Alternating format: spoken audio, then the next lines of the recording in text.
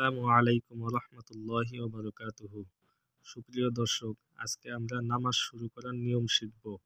প্রথম জায়নামাজে দাঁড়াইয়া যে দোয়া পড়তে হয়। বিসমিল্লাহির রহমানির রহিম। ইন্নী ওয়াজ্জাহতু ওয়াজহিয়া লিল্লাযী ফাতারাস সামাওয়াতি ওয়াল আরদা হানিফাও ওয়া মা আনা মিনাল মুশরিকিন।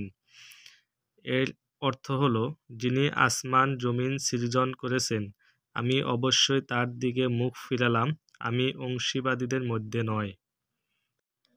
জায়নামাজে দাঁড়াইয়া যে দোয়া পড়তে হয়, ওই দোয়াটি পড়ার পর তাকবীরে তাহরিমা, আল্লাহু আকবার, আল্লাহ তাআলা মহান, এই বলে আমরা দুই হাত বাঁধব।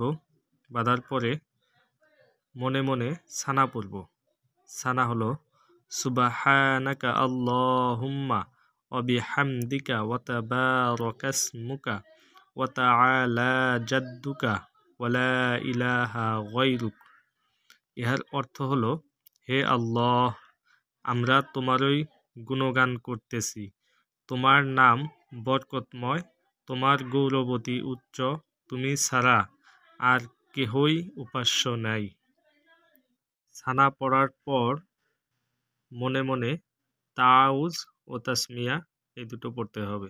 তাউজ হলো আউযু বিল্লাহি মিনাশ শাইতানির রাজিম। ইহার অর্থ হলো, বিতাড়িত শয়তান থেকে রক্ষার জন্য আল্লাহ তাআলার আশ্রয় প্রার্থনা করতেছি। তাসমিয়া, বিসমিল্লাহির রহমানির রহিম। ইহার অর্থ হলো, অসীম দয়াময় দাতা আল্লাহ তাআলার নামে আরম্ভ করতেছি।